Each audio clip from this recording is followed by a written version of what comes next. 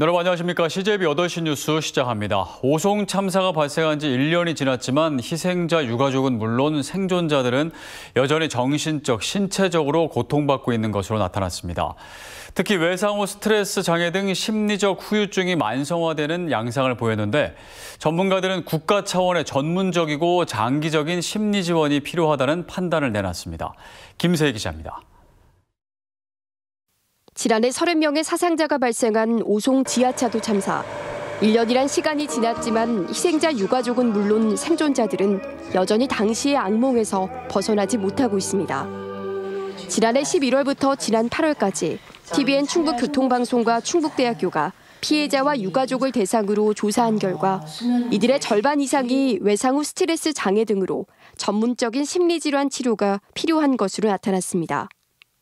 통상적으로 외상 후 스트레스 장애는 시간이 지날수록 완화되는 양상을 보이지만 1년이 지난 조사에서도 비슷하게 유지됐습니다.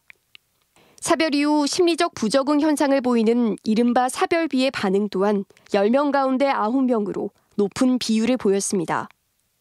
스스로 목숨을 끊는 것에 대해 생각해 본 적이 있다는 응답자도 전체의 21%에 달했습니다. 전문가들은 이 같은 현상은 참사의 심리적 후유증이 만성화되는 단계로 장기적이고 전문적인 치료가 필요하다고 말합니다. 이분들의 고통이 크게 줄어들지 않고 상당히 만성화 단계에 이르렀다는 거 우리가 조사 결과 확인할 수가 있었는데요. 전문적인 조치가 필요할 것 같습니다. 심리 지원에 대한 결과도 함께 진행됐는데 응답자의 90% 이상이 심리지원 서비스 필요성에 대해 공감했지만 이들의 심리지원 만족도는 10%도 채 되지 않았습니다. 맞춤형 치료 지원이 아닌 약물 위주의 치료의 부담과 접근성 문제 등이 주된 이유였습니다.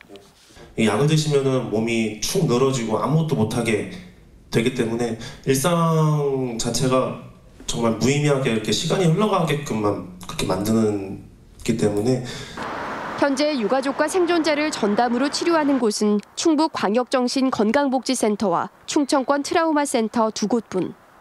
전문가들은 재난 피해자들의 증세는 통상 4년이 지나야 호전되는 만큼 전문적인 심리치료를 받을 수 있도록 지자체가 장기적인 지원책을 마련해야 한다고 강조했습니다. CJB 김세희입니다.